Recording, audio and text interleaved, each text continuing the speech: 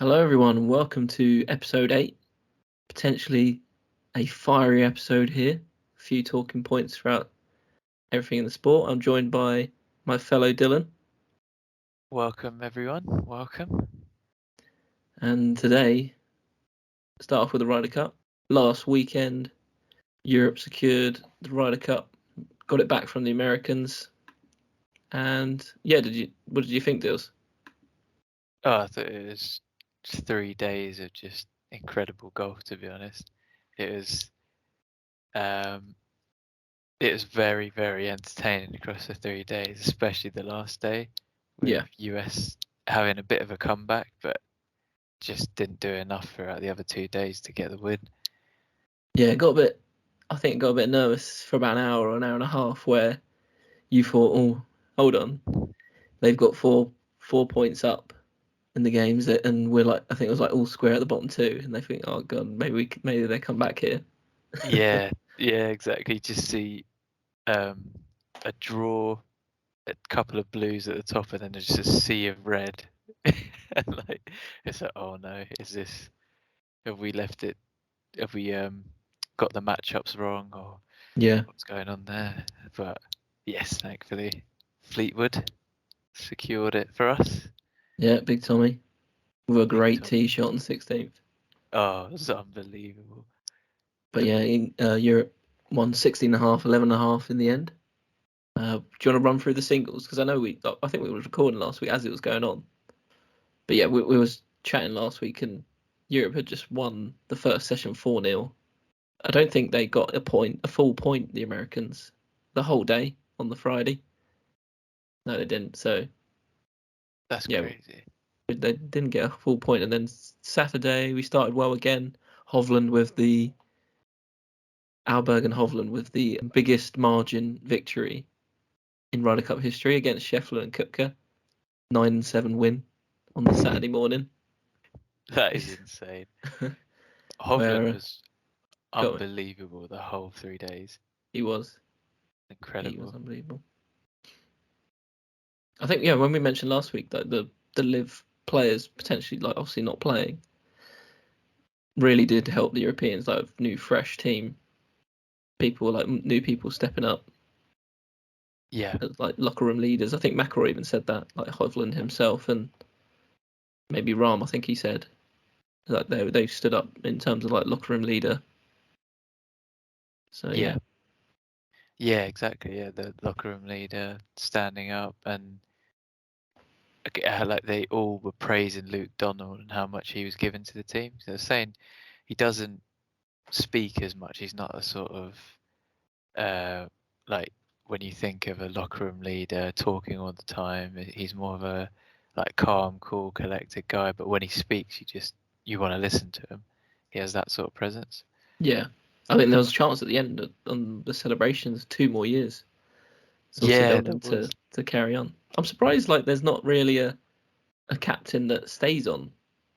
They always do one and that's it. There's never really Yeah, a captain that stays for multiple Ryder Cups, which I think's somewhat surprising. yeah. It's a bit of a strange role, that the captain in the Ryder Cup, because they don't actually play. They don't play any holes. They're sort of there to create a tactical side, Yeah. It's usually like an older good pro as matchup. well, isn't it? Yeah, exactly. Yeah, it's kind of like probably like a manager in football, really. Yeah. But I'll quickly run through the Sunday matches. John Rahm was first up against Scotty Scheffler, which is probably the number 1 versus number 3 in the world. Yeah, Or number 3 versus number 1.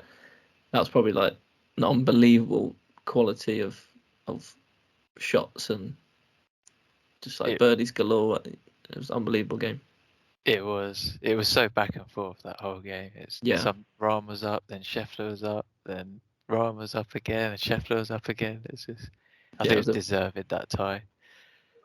big half. I think that was when that It came was. through, and especially with the next few matchups that came in. I think if he didn't half that, could have been a bit more of a momentum on the Americans as they were a full point closer. But yeah. Yeah. And then Hovland beat Morikawa in the second game. Hovland, obviously said, been great all weekend. Probably Yeah, like one of the standout players, wasn't he? yeah, exactly. I don't. He didn't really look like he was going to lose to anyone, to be honest. No. He was just on that slightly different level um to pretty much most people, to be honest. The whole 3 days just seems to get better and better every time he plays. Yeah. And then my boy Rosie, he fought well, but Did. just lost against Patrick Cantley, who, yeah, was ridiculed all weekend for not wearing a hat. And obviously he come out that he wanted to, I don't know if it's official, he said this, but yeah, wants to be paid, or should have been paid, he thinks, for the Ryder Cup. Yeah, so allegedly said that, and allegedly was protesting by not wearing the hat. Yeah, But him I and don't know how Schauffele, much. Yeah, which is apparently part just. of that. I just think it's ridiculous. Like, it's almost like if footballers nowadays would say, "Oh, we got to get paid more, I guess, or paid to play for England." Like, it's Do they just. get paid for England? Do you know? I think they do. They do get paid to play for Right. England, but most of the players give up their wage to charity. Okay. Yeah, I think that tends to be what happens. Yeah. Yeah, I mean, that's what got the crowd up, and got his caddy out. Did you see what happened on the Saturday night with and Rory in the parking lot? Oh yeah, that was The caddy giving it that's to him on the spicy. green. Yeah. Yeah, because he sort of waved his hat when he putted it, but the game wasn't over. They could have still halved the game, wasn't it, on the Saturday afternoon session? Yeah, And so yeah, that's right. yeah, and then it was obviously getting in the way of Rory's line as he's trying to eye it up, and yeah, he refused to move. Yeah, exactly. I just thought it was insane. I was like, he's not even a player there. I was like, I'm all for celebrating. That's fair enough because Cantony was kind of getting mocked and ridiculed like all the 3 days. So when he does something like the putt he did and to celebrate, fair enough. But there's no need to um celebrate across where Rory's trying to line up a putt. So didn't really understand that, to be honest. No, I didn't. Yeah, and it's like the Americans, when it was like the last Ryder Cup, they gave it to the Europeans who took it on the chin, and like I just thought the Americans all weekend just couldn't take it on the chin. Like I saw Thomas when he was playing, like he was doing like the whole hat gesture as well and stuff like that constantly to the crowd, and I just think, mate, they just can't take banter, can they? No, no, I agree with that. Yeah, I yeah, it think yeah, was. even Shane Lowry like came on the green when that happened and was like, well, we took it in Whistling Straits in the last Ryder Cup, so Yeah, come on. exactly. Yeah, just I didn't get it. I think it is pretty much what you said. I just can't really take the criticism, and it's like from the crowd as well. Not Yeah, even the players doing it. It's just crowds are going to be they're always rowdy in the Ryder Cup. You know what to expect, and it just makes it even funnier that they did all that and they still lost. yeah. I kind of wanted Rory against Cantley in that Sunday, but unfortunately he was the next match, and I don't think there was any chance of him losing after that. He was fired up big time. Yeah, he was. Did you see his interview at the end of the round? Yeah, Also, he got a bit emotional, didn't he? yeah, he got emotional. Yeah, he I think he was asked about the incident, and he just said, yeah, it just fueled him. Just Yeah, made, and you could see that Rory had a edge to him when he was playing that on the final day. yeah. I That think was he got good. 4.5 points in the whole Ryder Cup. Yeah, it's crazy, isn't it? Yeah, so vital member of the team. Fitzpatrick didn't really. I mean, I don't think he really got going on the Sunday. He didn't play No. his best round. He had a few chances, but he just missed a few putts and stuff. Yeah, yeah, he did. Homer was on a different level as well for the Team USA. He's probably their best player by a long way. Yeah, he looked good. He was really good. That matchup was always going to be tough for Fitzpatrick, but I thought considering how was it 6 birdies in a row the day before, so surely he's got this. But I guess pressure does funny things, doesn't it? Yeah, they won that match, and then Hatton won 3-2 against Brian Harman. Yep. Which is pretty good. I think he got quite a few points the whole weekend, didn't he, old Hatton? Yeah, I think he got 3.5 out of 4 out of potential 4. So yeah, good Ryder Cup from him. And then this is when we sort of maybe just didn't have a lot of. Maybe got nervous. I don't know. I wouldn't say quality because I was going to say that, but they're all quality golfers, aren't they? Yeah. Maybe there's more rookies here, I'd say, than Alberg, Stracker, and Højgaard.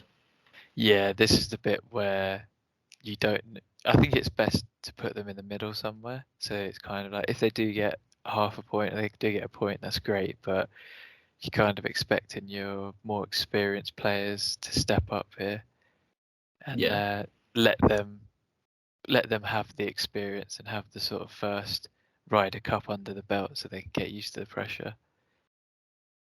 Yeah, definitely. Yeah, obviously Kupka, Thomas, and Schauffele playing multiple Ryder Cups now. Probably had that sort of experience factor and got those 3 points for them. That's when it got a bit nervous. And then, luckily for us, Fleetwood showed up on the 16th tee. Oh, that was unbelievable. That was when Fowler went in the water, wasn't it? Yeah. I think most people were like, oh, just lay it up. And he just went for it. He just went, yeah. And essentially won us the Ryder Cup right there. Exactly, yeah, that shot. There was go on. I think it was in the Fitzpatrick Homer game on that same hole, the 16th. Fitzpatrick took the first shot. Yeah, I think you're right. Yeah, Fitzpatrick got the first one, and then Homer followed. Yeah, straight in the water, and I was like, you've just seen. Well, he won it in the end, but you've just seen your opponent hit the ball in the water. Wouldn't you take the safe option, get the ball middle of the fairway or up there, because you still have a shot over your opponent? But I guess these players probably back themselves to get the ball exactly where they want it from no matter where they are. Yeah, I guess maybe sometimes you might think if they're too conservative, especially at this level, it won't benefit them. So you got to just go all out attack, maybe. Yeah, I see what you mean. Yeah, it could be a thing of I'm going to back myself and go for the birdie regardless, or go for the pro shot, as you would call it, wouldn't you? You wouldn't play it safe; you just go straight for it. Yeah, and then obviously last 2 games, well, Lowry was before Fleetwood, but I think he probably would have won his game considering, but we won the points, so maybe a bit of concentration went on the last one because I think it was one up heading to the 18th. Yeah, they just split the last hole, didn't they? Yeah, and then we won it by that point. Yeah, and then McIntyre at the end won his game as well, but that was tight as well. And maybe the fact that Europe officially won and won the Ryder Cup, maybe that Wyndham Clark just sort of lost his head a little bit. I don't know. Yeah, that's what I'm thinking as well. I think Fowler he said he was like struggling with illness, but he didn't win a single point the whole time, the whole Ryder Cup. I was a bit surprised he got picked. Yeah, so was I.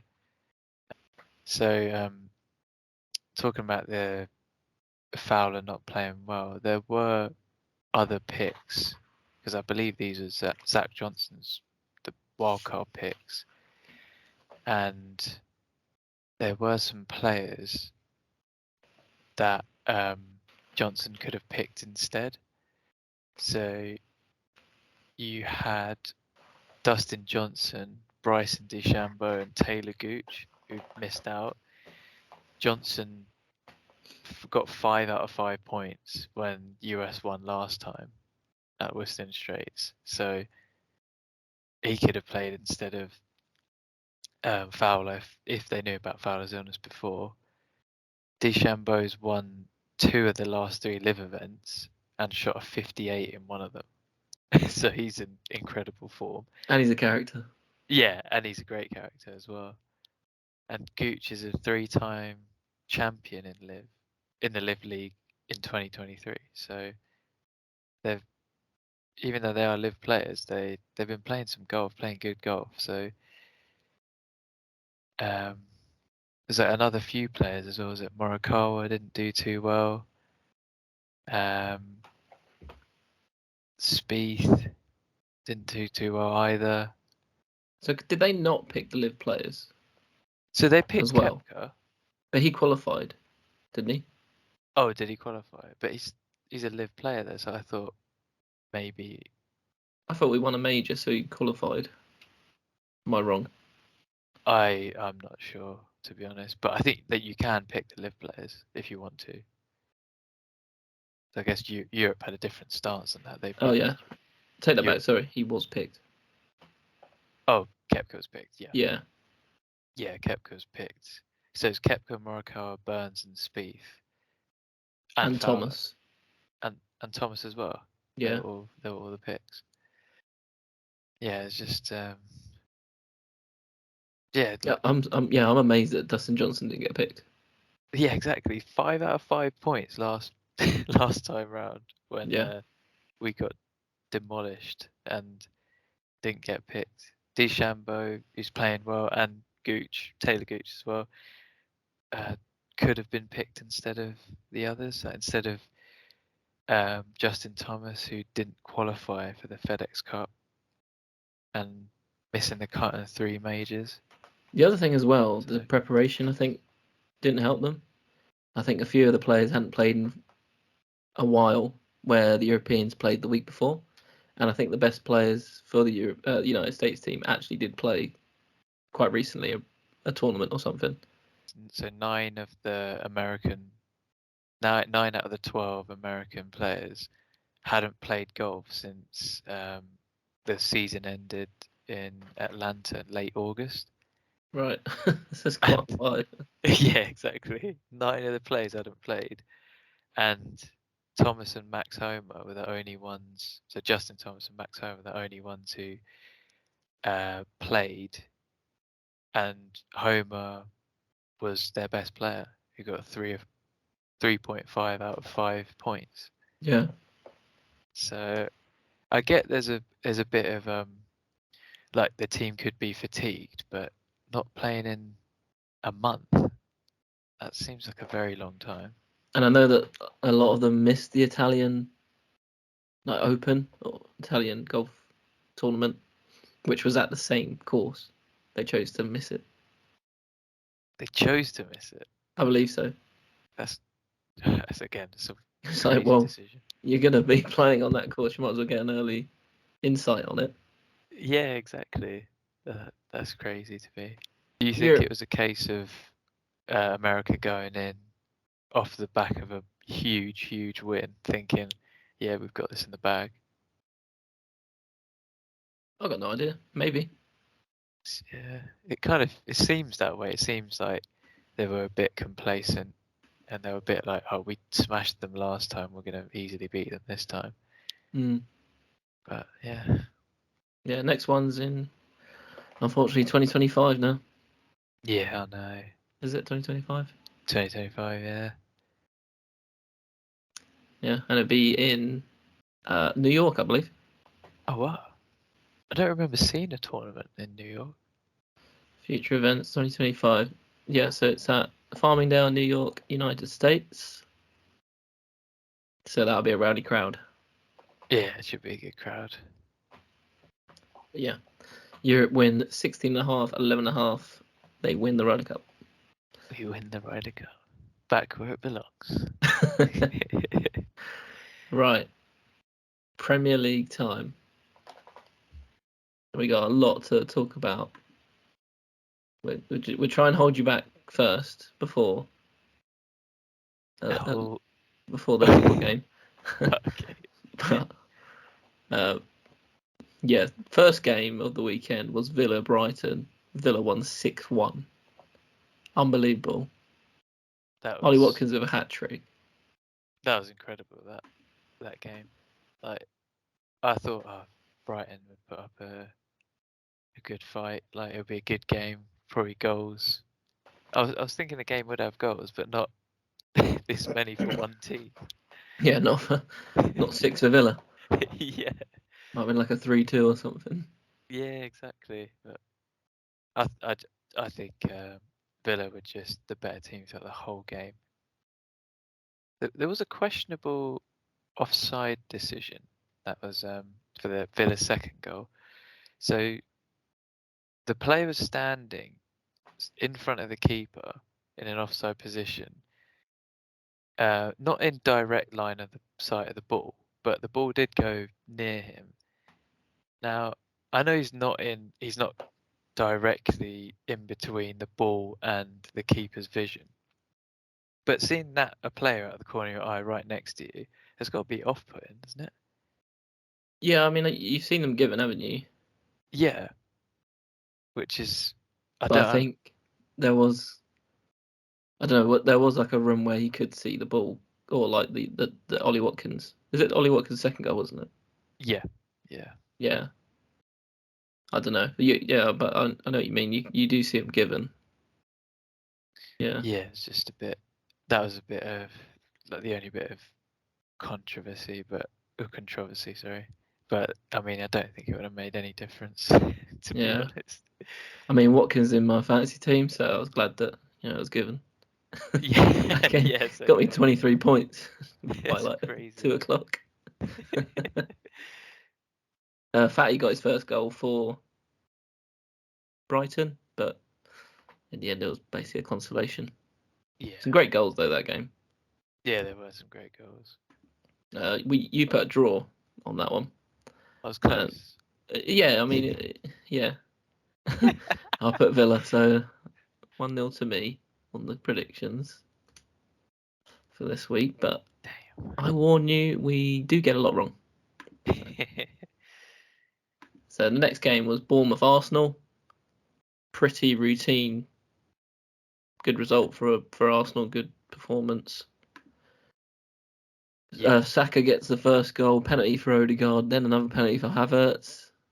They give him the ball, which was nice to see. I did see Shearer on the match that they said he wouldn't have done it. He was just like, that's my goal. Yeah. What do you think about that? Would you have given it to the guy low on confidence, needing a first goal for the club?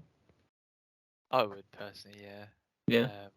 If it was my decision, because it's a team game, isn't it? You want all the players to be the same, like playing the best they can, so you can win every game.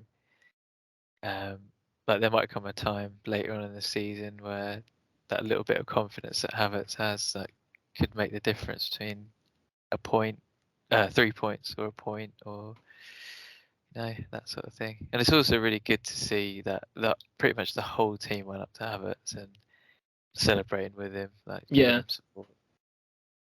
Yeah, that was So good to see. really good to see that, yeah.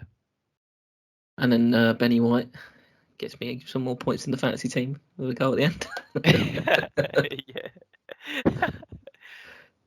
Yeah, so that was both putting Arsenal win on that one. Yeah. So yeah, 2 for me so far. Bournemouth were just a bit crazy with their tackles, giving away the penalty, just sliding in the box. Yeah, I'm surprised they went red that game. Yeah, surprise. 2 penalties. Don't mention red cards just yet. No. Everton Luton. I was surprised, to be honest, that Everton didn't win this one. They had a 2.90 xG and still lost the game. It's crazy.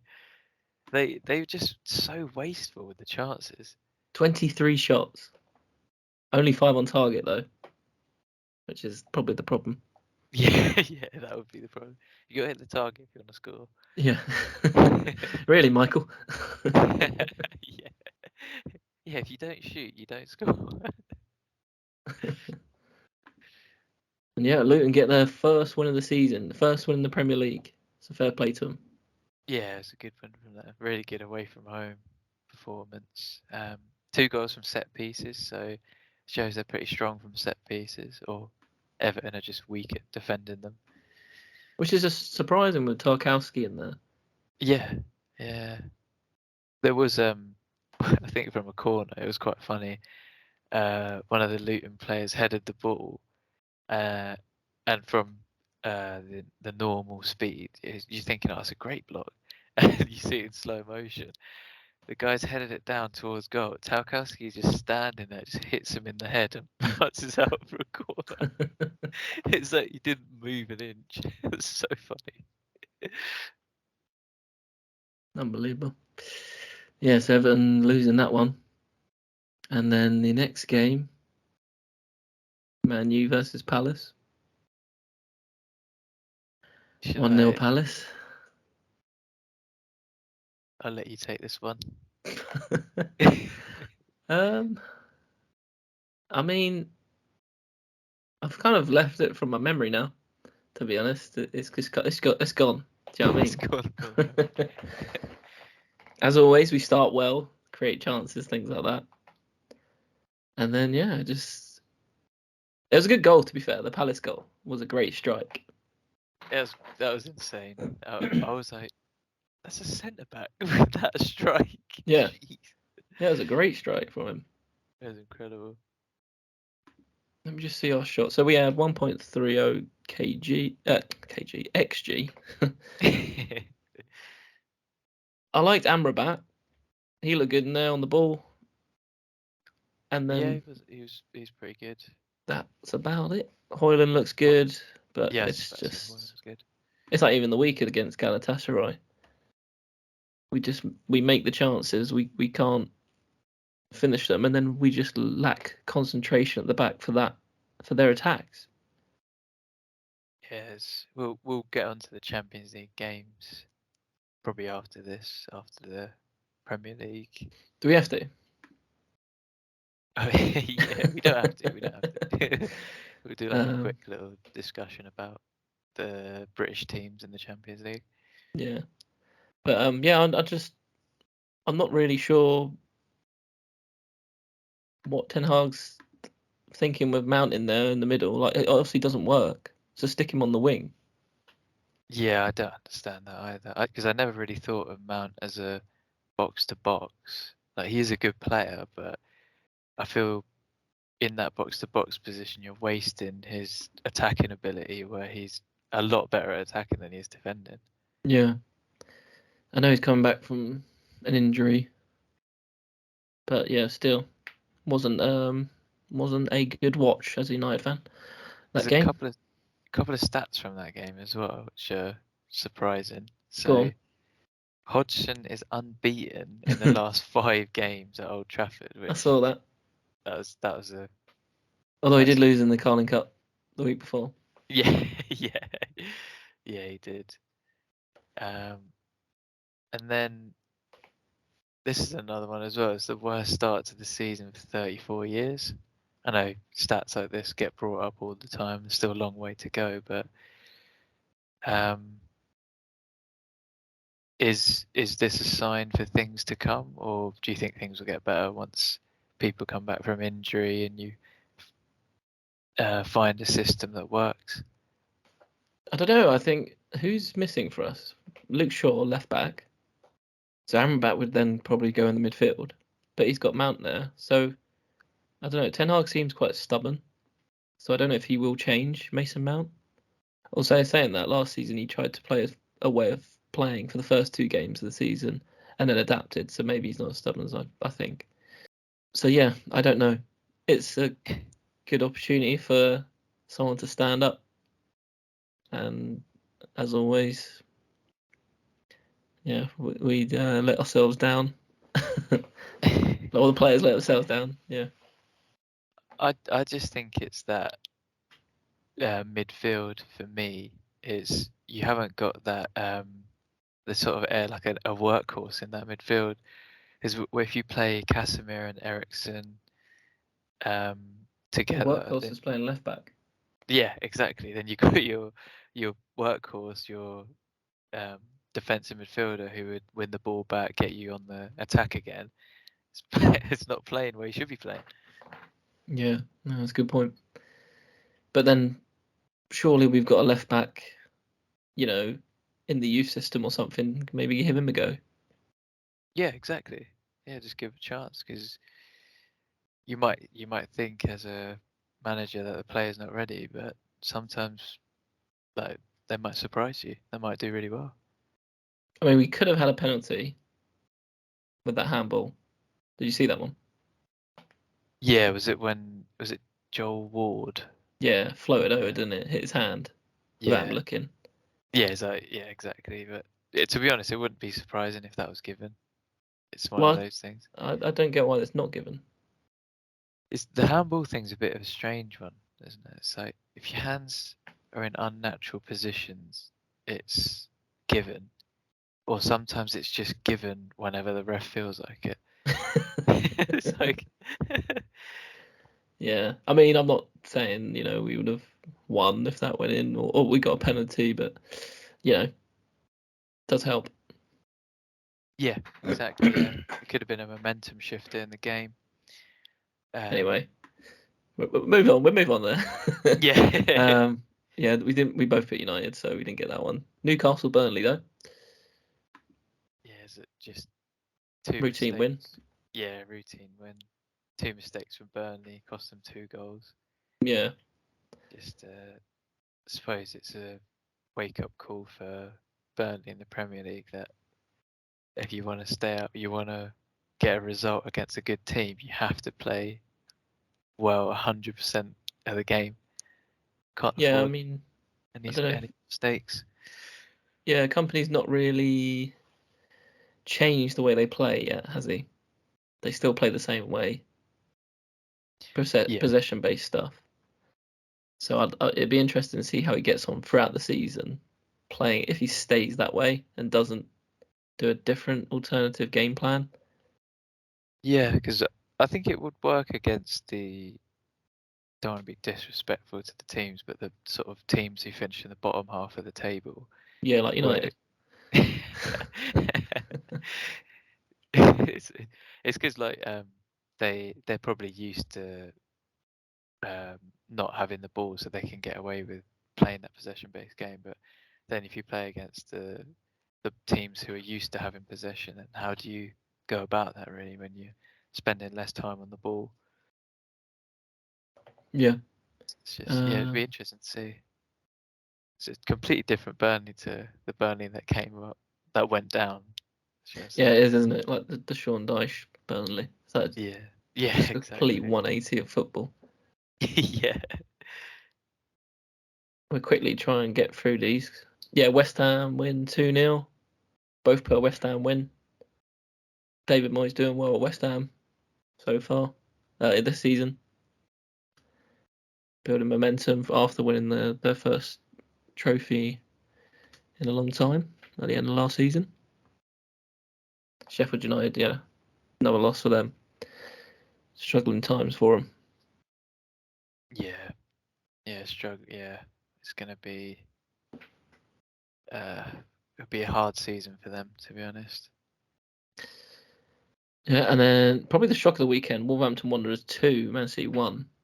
Both put Man City on the one, obviously, but yeah, a good win for Wolverhampton and Gary O'Neill. Oh mate, it's really good to see that. Like Wolves defending was just. I don't want to. Apologies for the pun, but they were literally hunting like pandas to get the ball. Oh dear. Had to be done. But yeah, he looked good. Your boy Neto on the Neto, wing, yeah. first goal. Told you, Well, mate. The one to watch out for. yep, he did say. It's yeah. Oh, that run was just incredible. Just the pace and strength. It's like no one's getting anywhere near him. Mm. And yeah, Alvarez done a good free kick for the equaliser. And after seeing the equaliser, I thought, City just go and win this now. But no, Uh, Huang, is it Huang? yeah, He scored the winner. yeah. Wang scored the winner. Um, Oh, here's a question for you. Is Nunes regretting the move to Man City now after? I mean, he came off half time, so obviously Pep wasn't happy with his performance. He's secretly Wolves at heart. Yeah, all that training ground no show. Yeah. Yeah, and Um, Haaland doesn't score oh for yeah. in that game. Has he not scored for a while now? I wouldn't say a while. Let's say like what, 2 games. He didn't score Yeah. in midweek. Didn't score then. Yeah. He hasn't scored in a couple Didn't of score in the games. Carling Cup. Don't know if he played. Okay, well, I always call it Carling Cup, Carabao Cup. Carabao Cup, yeah. Yeah, I don't. Was it last time he scored was against Forest? Yeah, maybe. Yes, that's strange. It must feel like a year to him. Not scoring for a week. Yeah, Um, we'll keep an eye on that one for this weekend. Well, he probably scored this weekend, but yeah. Here's more of a serious question for you. So, because Dawson played really well against Haaland to keep him quiet. So, could he get an England call up? No, No, just no. because It, he is actually, he's a good defender. he is, yeah. Do you But think he's just missing that?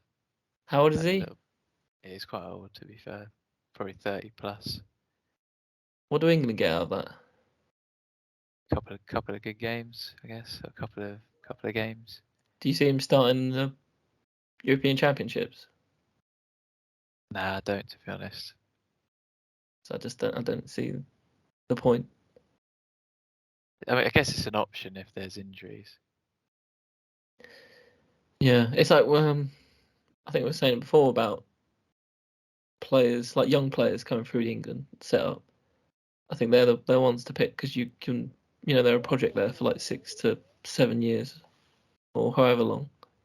Where like Dawson is like a quick time fix, or not even that because we've still got players in that position that might not be playing as well for their club.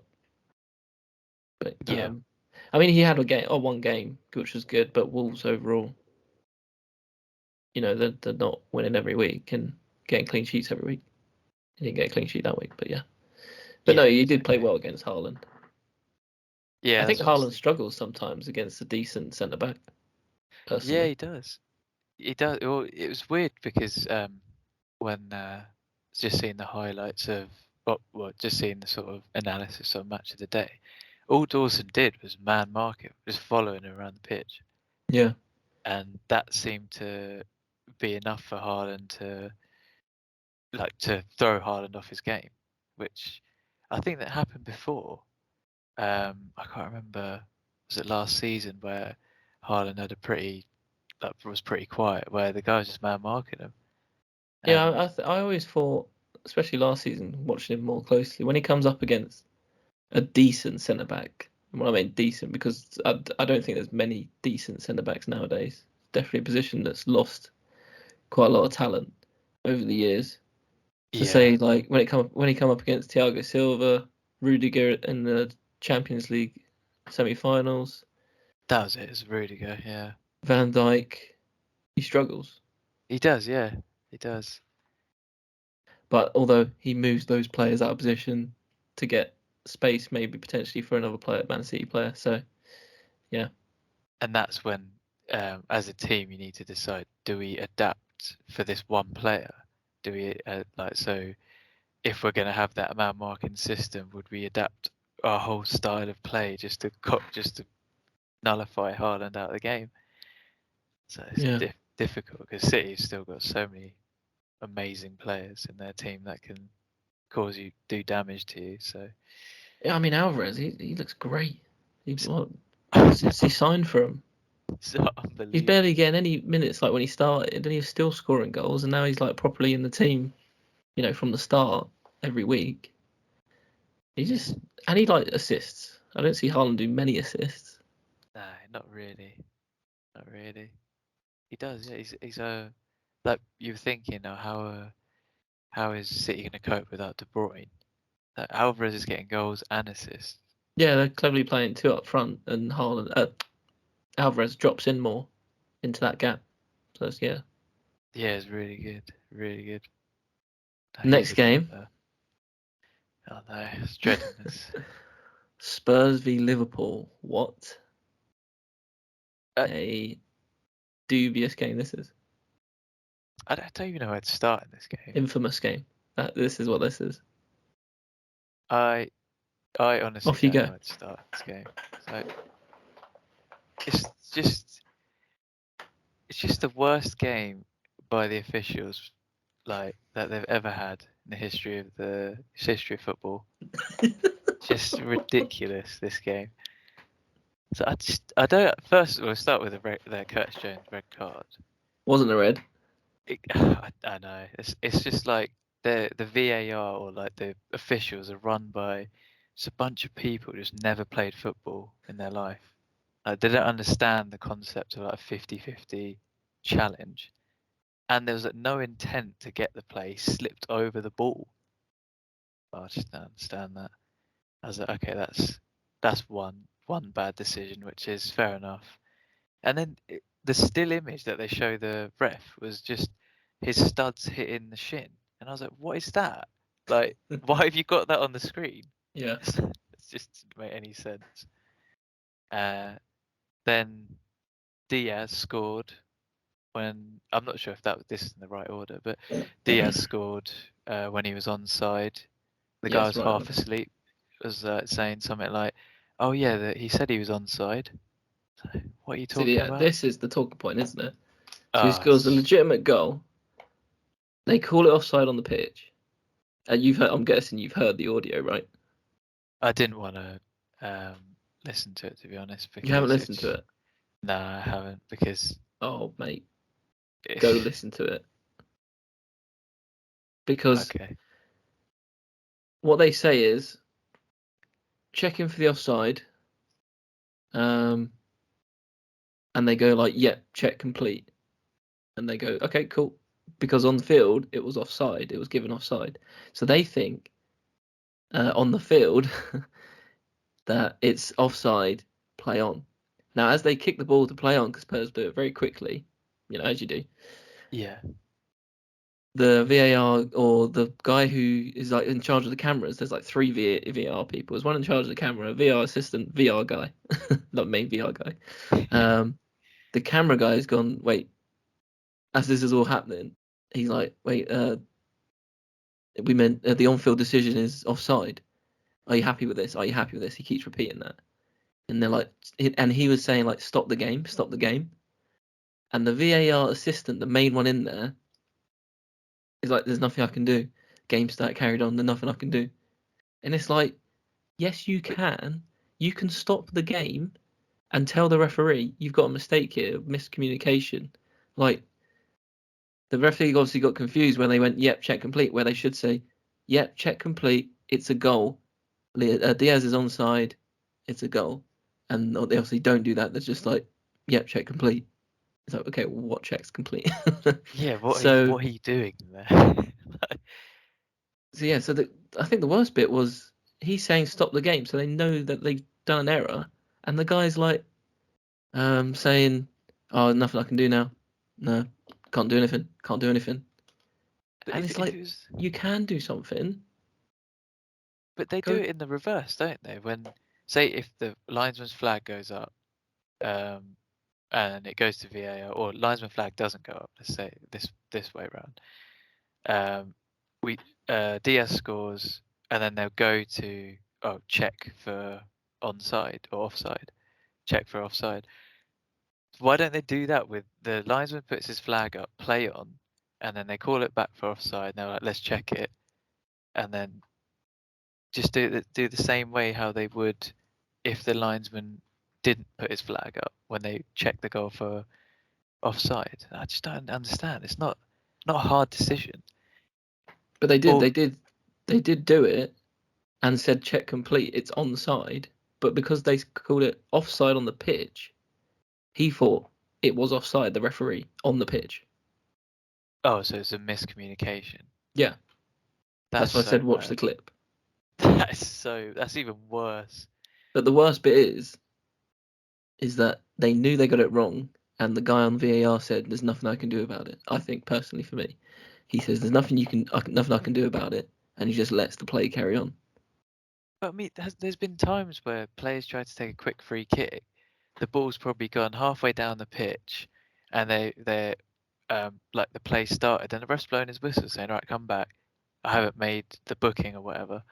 So why don't they just do the same thing? They'd be like, "All right, take the goal kick. Play's gone on for like 10 seconds or whatever. Well, we'll call it back. It's a goal. Why not just do that?" Yeah. It's not a hard decision. And then they like throw on the letter of the law card. It's like, well, just use your common sense, mate. Go over to the managers, say, "We apologise, a miscommunication. Diaz has scored a legitimate goal. So, Oh, it's crazy.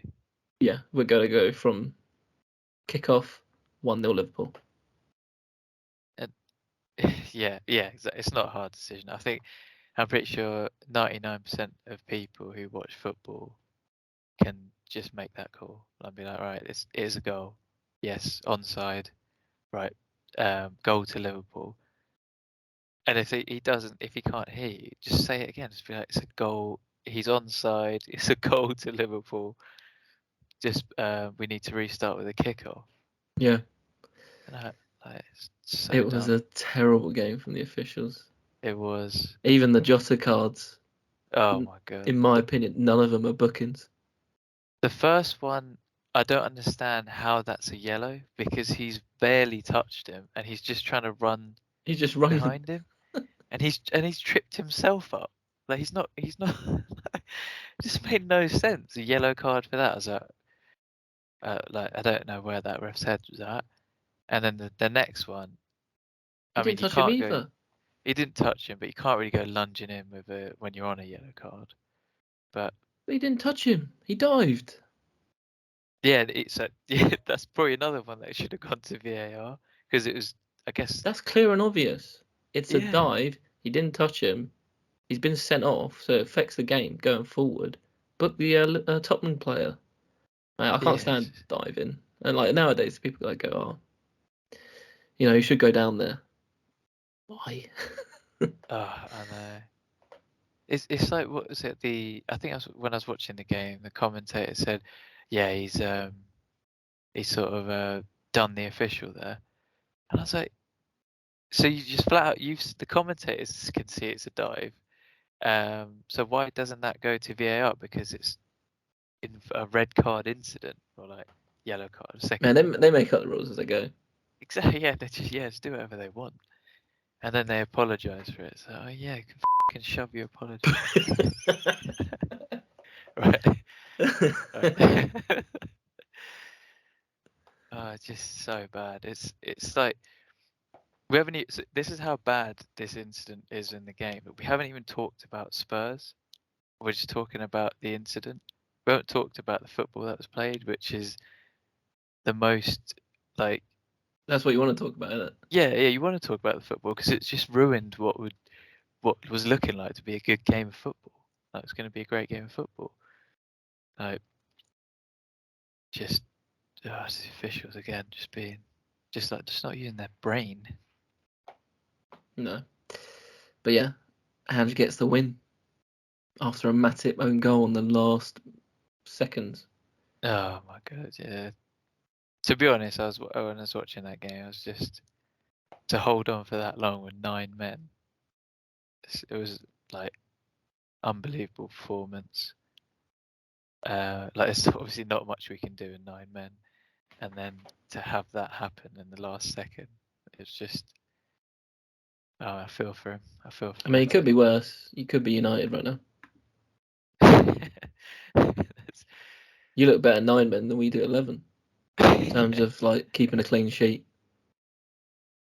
It's just weird, like the um, it's just strange how when with 10 men we've arguably played better than with 11 against Newcastle. We won with 10 men. Yeah.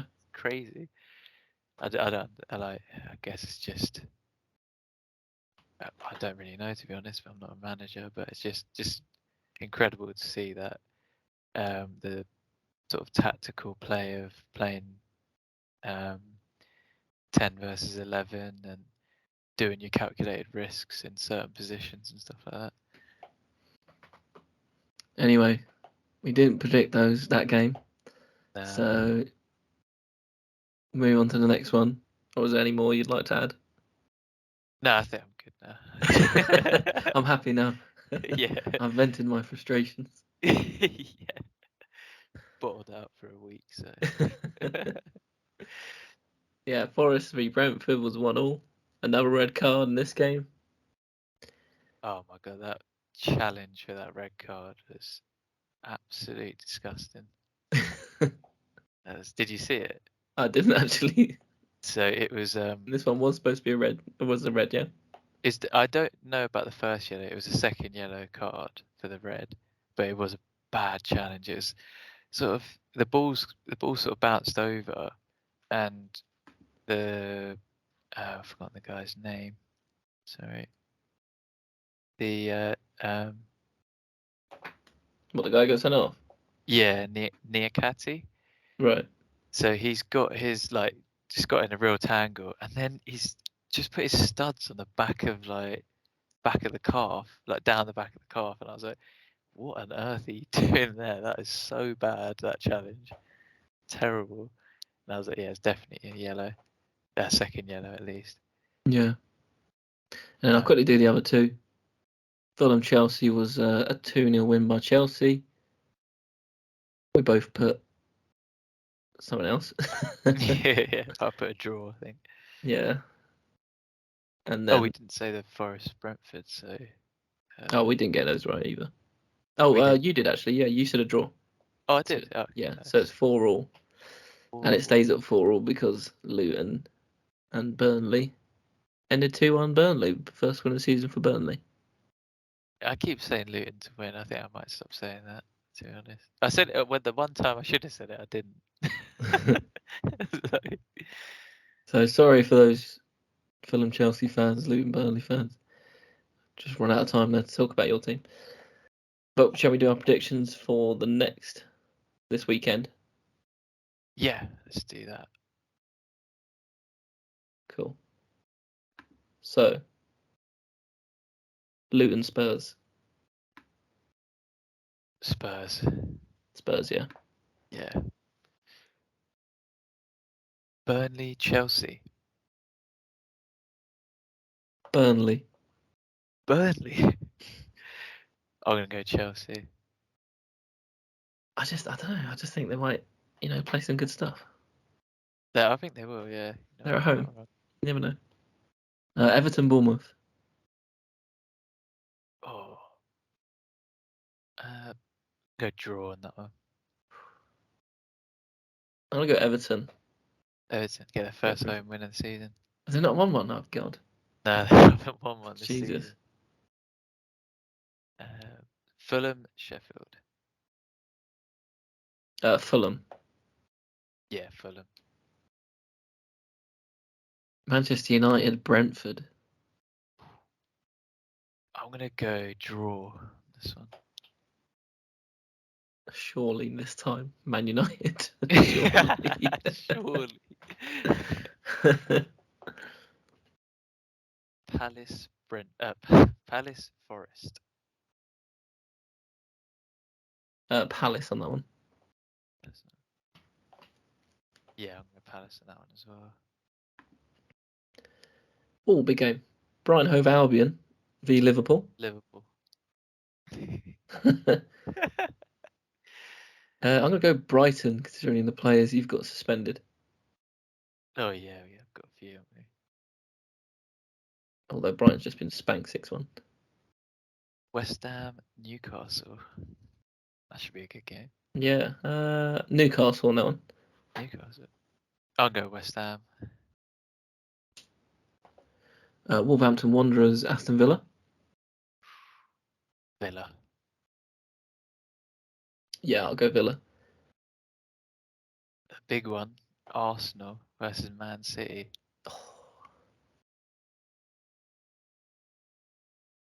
Arsenal on this one for me. I'm going to go Man City. Yeah, that's a tough one, that one. It is a hard one. That'll be a good opportunity to see how far Arsenal are in terms of can they challenge for the league. Yeah, that's true. We shall see what happens in that game Yes. in a few days. But yeah, thanks for joining us on this part 1 of episode 8. Yeah, thank you, viewers. Hope you enjoyed the rants, and we'll see you in part 2. See you in part 2.